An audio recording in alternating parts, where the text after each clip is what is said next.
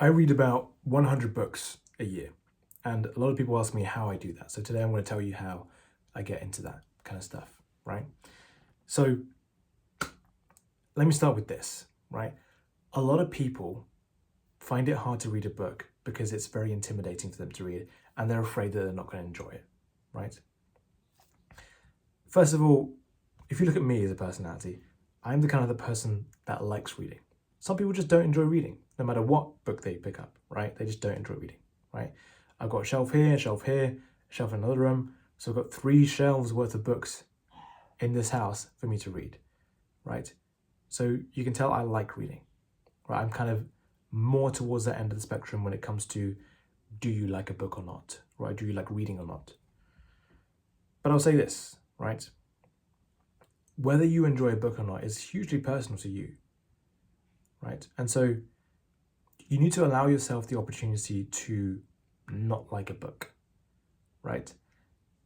And there's this kind of fallacy here, the sunk cost fallacy, right? A lot of people, when they start reading, they will pick up a book and think, I can't get into reading because this book seems so boring to me. Maybe it's just that book, okay? Don't blame yourself, blame that book. Because there is never a universal rating, like specifically for you to say, you will definitely enjoy this book, right? That doesn't exist. So you will have to taste and see. You'll have to read a book, read the first few pages and think, is this book for me or is it not, right? And it's okay to put that book down, right? And the analogy I like to make with the sunk cost fallacy is this.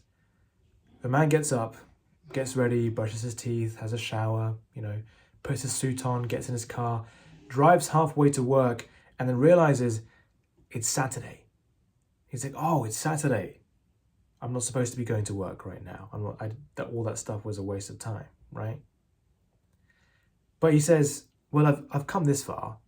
I might as well drive to work now, even though he doesn't have work. How silly does that sound, right? And yet we behave like this in real life. For example, if someone watches a TV show on Netflix or something like that, right? And they say they watch the first one and the second episode as well, and they're not particularly enjoying it, right? It's really bad, right? But it's 12 episodes long and they've heard it's good overall. People just say it's good. But the first 2 episodes you really are not enjoying at all. It's really bad.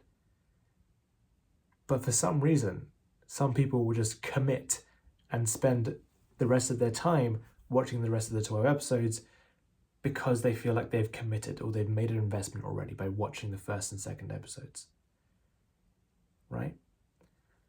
That to me is equally nonsensical as the man who goes to work on a Saturday and decides to keep going, even though he's realized that what he's doing is, a bit of a waste of time, right?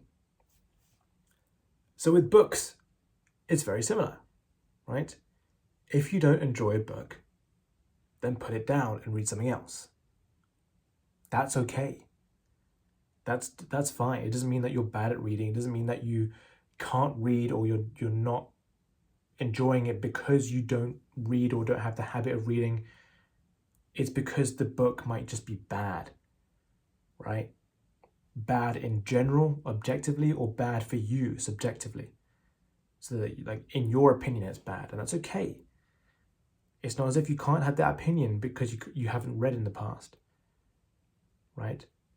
Like, imagine if you had never watched a movie in the past.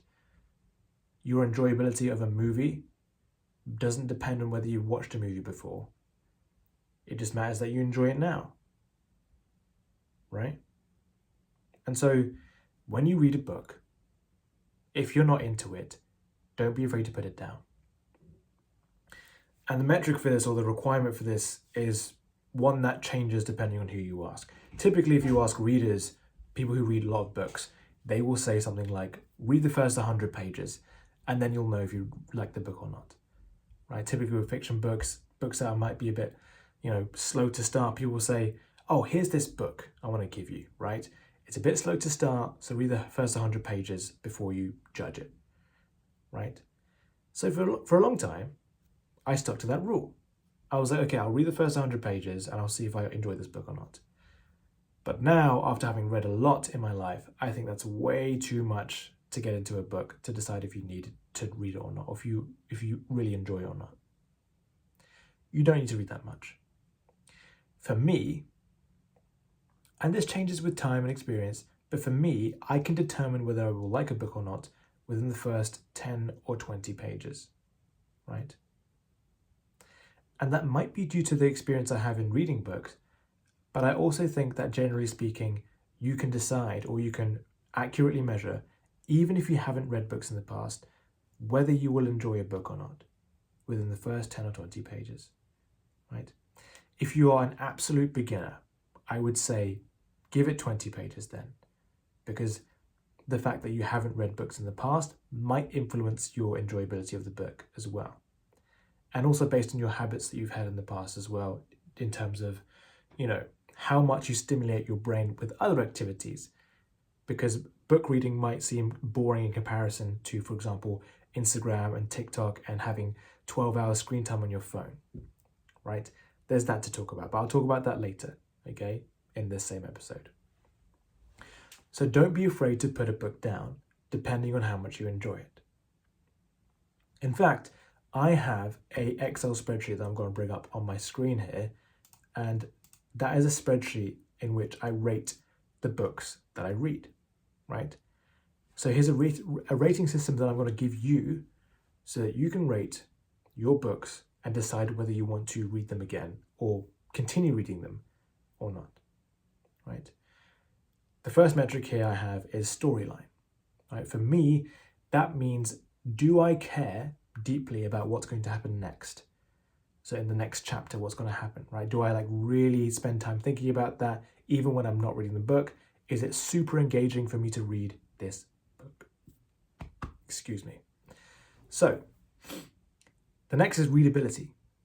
Readability is how easy is it to read this book, right? Is there a lot of complicated language? Is it kind of more easy flowing? Do I find myself having to look up words a lot? Or is it the kind of vibe that I find easy to read, right? And that might depend on a bunch of different things. So there's the complexity of the words, or just the way that the author writes down his words. It can differ for each one of you, depending on what kind of stuff you like to read. So that's readability. The last metric for me is, would I read this book again, right? Typically, I put this in after I read a book, or even if I didn't finish a book, I typically would rate that very low because I didn't even finish it, right? So that for me is a rating system that I use to determine whether I want to read a book again or whether I want to read a book at all, right? So a typical example of this is, let's pick this one, right? I read a bunch of the Harry Potter books, in fact, all of them. And those, I think, are incredibly good books, right? I think there's a huge problem. They are children's books, right? But I think there's a bit of an issue here in terms of describing something as a children's book, or perhaps having shame around reading what is a children's book or a children's movie or a children's TV show, right? Because a lot of these pieces of media are amazing to watch when you're an adult. Disney films, like the show Avatar: The Last Airbender, right? That's a show I watched in my 20s, right? I watched it when I was a kid, when I was about less than 10, maybe when I was a young teenager, and it was great. But then I watched it again as an adult in my 20s, and I enjoyed it thoroughly. It was really funny. There were elements in there that were kind of only understandable by adults. So I think the makers of the show considered that to be a thing, right? It really had depth to it. It was enjoyable for a kid to watch, and it's enjoyable for an adult to watch. And truly spectacular pieces of art will be like that. They will be universal in terms of their age range of people who enjoy that piece of art. And books are very much the same. Harry Potter, you might be thinking, that seems like a bit of a children's book for me to read, right? But I'll tell you this, I rated this 5 out of 5 stars in terms of all of these metrics. So 5 out of 5 stars storyline, 5 out of 5 stars readability, 5 out of 5 stars read again, right? And don't be afraid of that limiting you. Because I'll tell you a story actually. I never read the Harry Potter books as a kid. I wanted to, and when I was at school, my teacher told me that I shouldn't be reading something that is so below my reading level. Apparently that was too low for me at 14 to be reading Harry Potter. I very much disagree with that kind of attitude. It's very, very, well, it's not good to discourage them from reading a book just because it might be an age rating that is too low for them, right? Now, obviously, there are books that, you could read harder books, right? And you might want to challenge yourself a little bit, right? If you're reading like a kid's book that has like a picture on every page and like 3 words per page, and you're 26 and you're of sound mind, perhaps that might be a stage at which that might be something you want to advance a bit in your life, right? But hey, I'm not going to judge.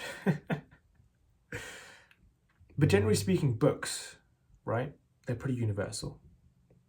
They could be read at any age. And in fact, reading the Harry Potter series in my 20s, I fully understand how this is a universal thing that people of all ages enjoy, right? J.K. Rowling has written a series that is incredibly well written. And I'll say this as well. It's very, very, very readable. It's very recommendable for new readers as well. So for people who might be wanting to get into books in the first place, right? So I talked at the start about 100 books a year, 50 books a year. That, in terms of the calculations that we make for that, it would be about 1 book a year would be about 50 books. Sorry, 1 book a week would be about 50 books a year, if you make that kind of comparison, right? And that's a pretty decent amount of books to read in terms of frequency, right? So big recommendation here, the Harry Potter series, universally loved by people and universally loved in terms of age group as well. So that's how we determine whether I want to read a book or not. And the fact that I'm not afraid to put a book down is a very important part of that system as well, right? So that's what I'd kind of recommend to you there.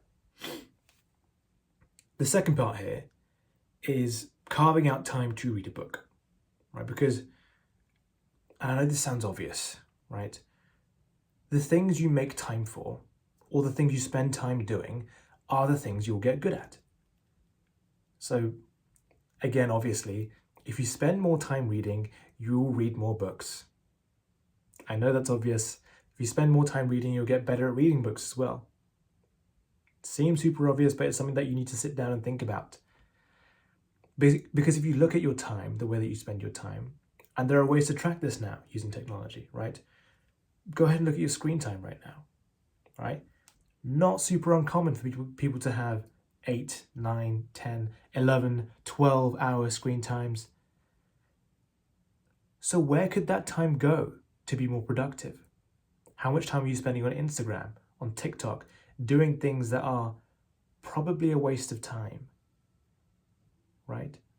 How would you feel at the end of the day if you spent 3 hours on Instagram and let's say we balance that with 3 hours reading?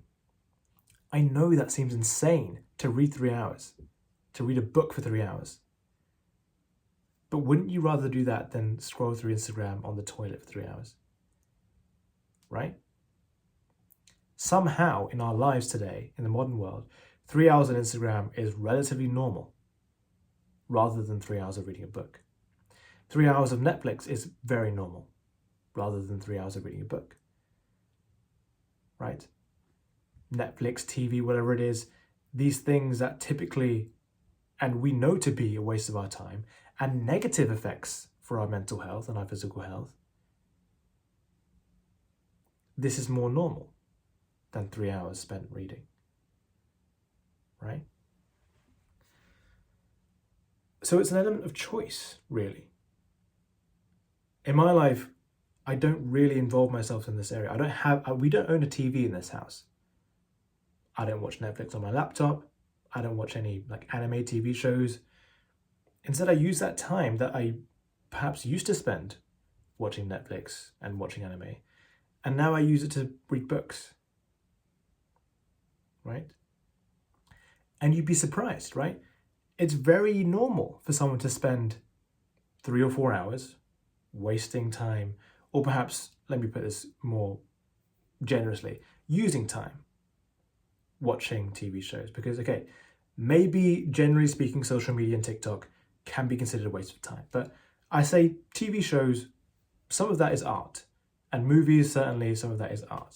Those are good TV shows that will teach you lessons about life and have a life lesson and a moral of the story to teach you there. So I'm not saying all media is bad if it's not a book, okay?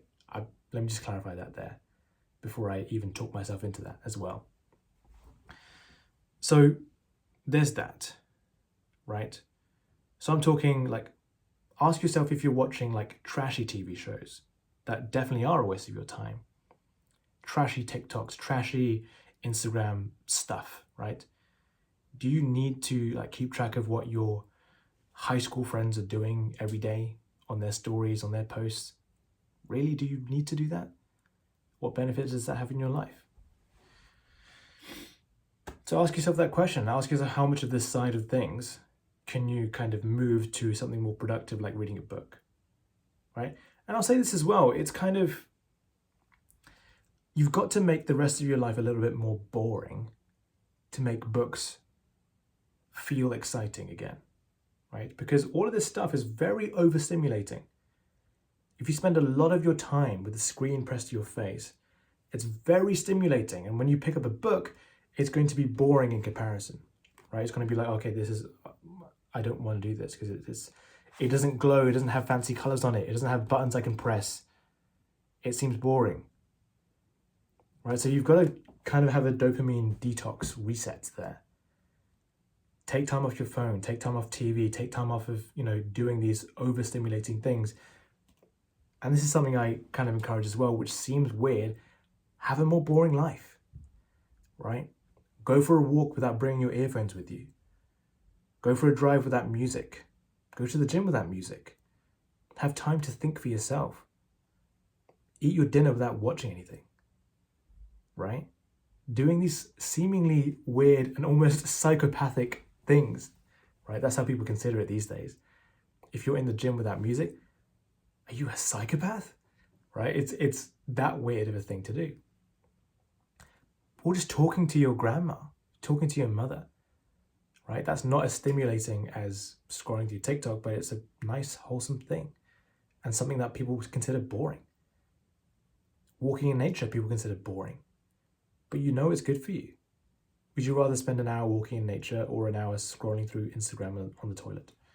Right? That's a very useful comparison to make, okay? Would you rather do this or hour in the toilet scrolling through Instagram, right? Ask yourself that when it comes to boring things to do, right? Talking to family, talking to friends, spending time with friends, socializing, right? So in my life, I don't have these super exciting, stimulating things to do in the day. I just don't do them anymore. I made that choice in my life. I don't watch TV. I don't scroll through social media. I have a social media account, but I use it to post and kind of, well, to be honest, market what I do so that I can help more people, right? Because my goal in life is to help people, and I do that through my business. And the more people know about my business, the more people I can help, right? So it's a marketing platform, really, for me, right? I don't consume that much. So it's a choice I make in my life. If you want it bad enough, you'll find a way. This is a phrase that I have repeated to myself a lot in my life. And it's something that I remind myself a lot in my life. If you ever wonder how someone got so skilled with something, it's because they spent time doing that thing. The more time you spend doing something, the more skilled you get. I said this at the start and I'll say it again now. It seems so obvious.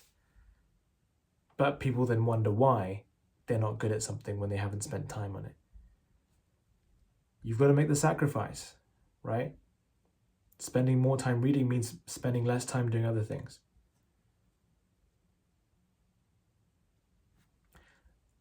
And to that end as well, reading more actually makes reading more enjoyable, right? So this is something that's kind of funny. In my life, I have to read loads, because if I don't, the book gets boring to me, right? A lot of people, when they get into the habit of reading, they will pick up a book, read a couple pages, and they'll put it down for a week, for 2 weeks, for 2 months. And then when they pick it up again, they're like, okay, where was I again? What was this book about again? What happened? What does this character mean? What is he doing? And that is a really bad way to enjoy a book. Imagine someone watched a movie and they watched the first 20 minutes and then they just paused it and came back after half a year and tried to watch the rest of it. It would be very difficult for them to enjoy the movie, right? And in the same way, you've got to read a book continuously. Not like all in one sitting, of course. I know a book is a longer kind of experience for someone to take in. So it's got to be every day, right? Try to at least make it so that you read every day, or at least if you need to take a day off, make it one day off. If you're taking multiple days off in a row, the book starts to become increasingly unenjoyable to get back into, right? So for me in my life, it's not like I do want to read, but I also need to read for the book to be enjoyable. So it kind of feeds back into itself, right? So the more I read, the more enjoyable it is. The more enjoyable it is, the more I want to read. And the cycle keeps repeating itself until I read at the frequency at which I do. The frequency at which I end up reading about 100 books a year, right? So that's what I'd recommend. If you're getting into a book, if you finally determine that you enjoy a book, read it more. Make time for it. Stop wasting time doing these like time-wasting activities, whatever that means to you. I'm not going to tell you which ones those are. You know yourself. And carve that time out to read a book. And read more.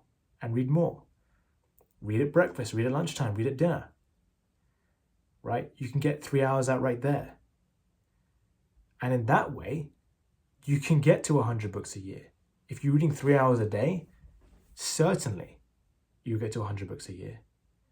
The average book is about 10 hours long, let's say. There are books that are longer, there are books that are 20, 30 hours, but they're quite long books, right?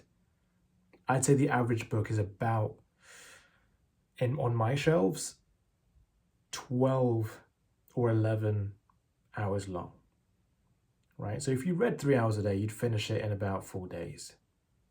And some of you will read faster. And you'll read faster as you read more, right? You're beginning to see how this gets exciting now, right? The maths adds up and you start to read an unimaginable amount of books. An unimaginable amount of books. That's a hard word to say. An unimaginable amount of books. And that's how you get to it.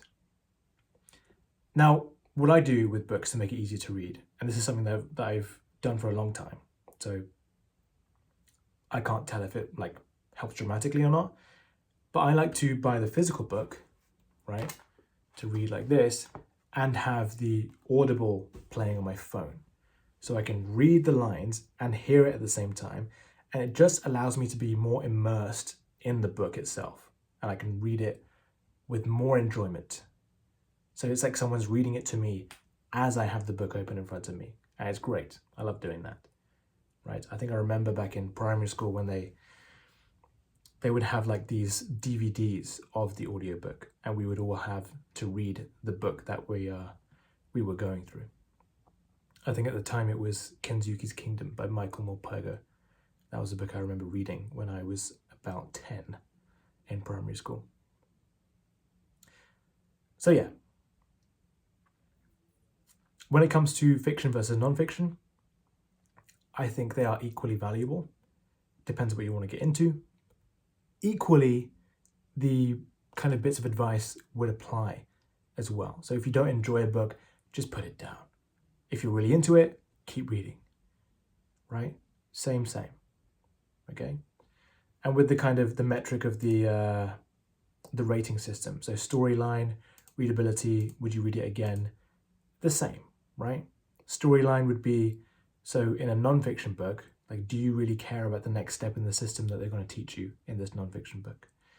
Readability, how easy is it to read? Same applies. Would you read it again? Same applies, right?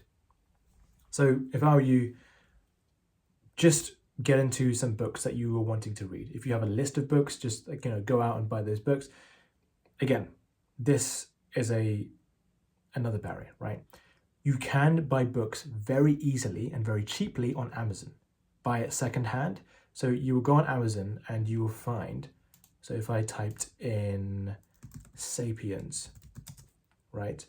I can click on the result that says Sapiens, and I can click on used and new. So there's the prices, and there's a bit below the prices that says other, used and new from, and it will say new price, right? And typically you can get a cheaper price for the book that you want to buy, right? So that's a good way to get cheaper books, okay? So that's one way. You can get books from charity shops, very cheap. The average book I buy right now amounts to about £3 per book or something like that, right? I definitely don't spend over a tenner on a book these days, right? Average is about £3, so very, very cheap, very, very cheap. And if you get an Audible subscription, that's also quite cheap per book.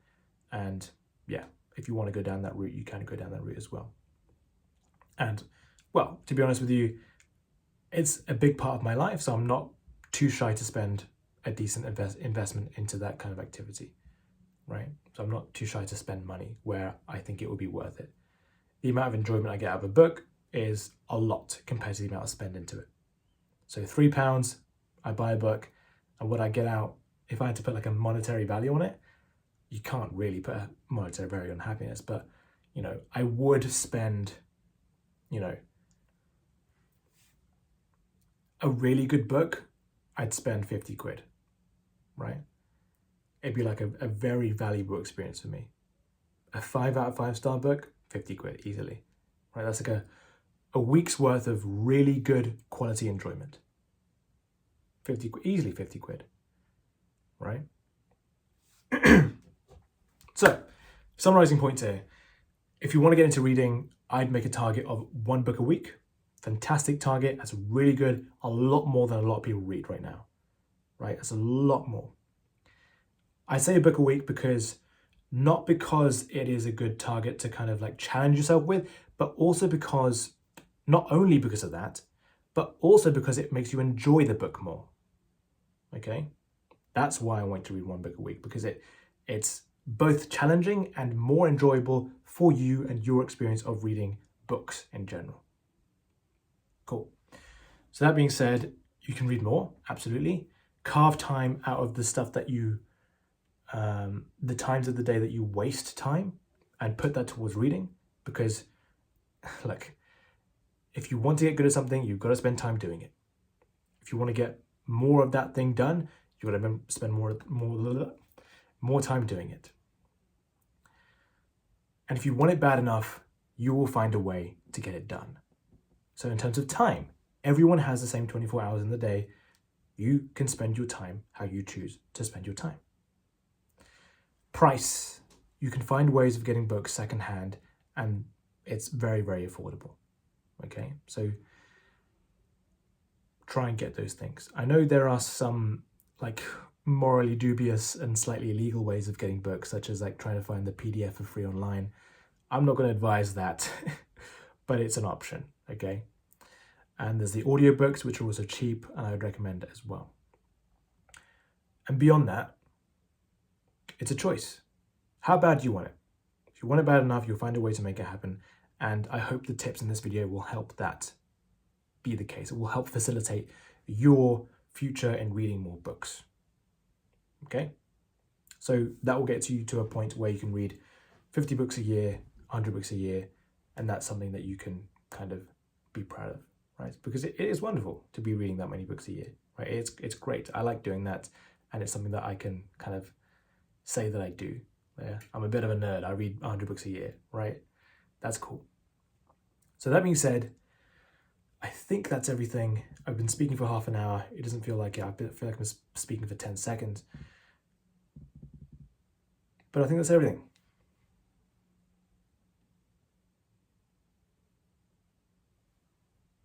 Yeah, I think that's everything. Recommendations, I would say, if you're getting into reading in the first place, or you haven't read much at all in your life, Harry Potter's great, very readable, very exciting, very fun, very kind of really well written. Excellent book to get into, especially if you're British. It's a very British book, and well, it's quite universal as well, right? It's gained popularity in areas of the world that are really far flung, right? In America, Canada, Italy, Australia, New Zealand, like it's pretty universal. If you say Harry Potter, people know what that is, right? So, with that being said, do I have a non-fiction recommendation? Let me think.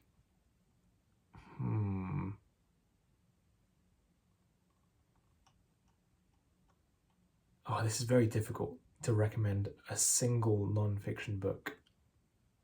Maybe Sapiens. It's a very interesting book about the history of humanity and how it came about, and I found it very interesting, so you might enjoy that too. It is pretty dense, it's pretty big, right? So don't be afraid if you want to put it down. But there you go. I think that's all. Thank you for watching. Keep thinking, take care, and I'll see you in the next one.